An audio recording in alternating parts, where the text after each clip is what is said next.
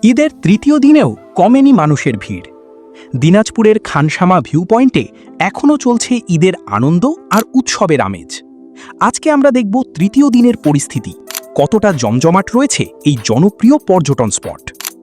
বিকেলের দিকে আমরা আবারও চলে এলাম খানসামা ভিউ পয়েন্টে। দূর থেকেই চোখে পড়ল মানুষের ভিড় আর যানবাহনের দীর্ঘ সারি। পরিবার, পরিজন, বন্ধুবান্ধব নিয়ে অনেকেই এসেছেন ঈদের ছুটির শেষ দিকের আনন্দ উপভোগ করতে। ভিউ পয়েন্টে প্রবেশ করতেই দেখা মিলল প্রাণচঞ্চল এক পরিবেশের। শিশুদের হাসি, তরুণদের আড্ডা আর পরিবারের আনন্দঘন মুহূর্তে পুরো এলাকা মুখরিত হয়ে উঠেছে। নদীর বুকে চলছিল নৌকা ভ্রমণ। অনেকে নৌকায় চড়ে নদীর সৌন্দর্য উপভোগ করছেন।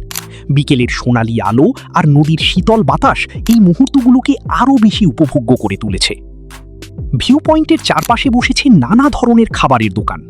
ফুচকা, চটপটি, ঝালমুড়ি, আইসক্রিম সহ বিভিন্ন খাবারের দোকানে ছিল ক্রেতাদের ভিড়।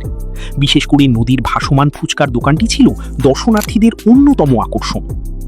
ঈদের তৃতীয় দিন হলেও উৎসবের আমেজে কোনো কমতি নেই। চারদিকে আনন্দ, হাসি আর স্মৃতি ধরে রাখার ব্যস্ততা।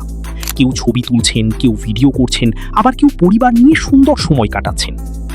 সব মিলিয়ে ঈদের তৃতীয় দিনে খানসামা ভিউ পয়েন্ট ছিল আনন্দ, সৌন্দর্য আর মানুষের মিলন মেলায় ভরপুর।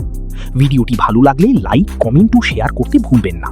এমন আরও সুন্দর ভ্রমণ ও গ্রাম বাংলার গল্প দেখতে আমাদের সঙ্গে থাকুন। ধন্যবাদ। রাধে রাধে।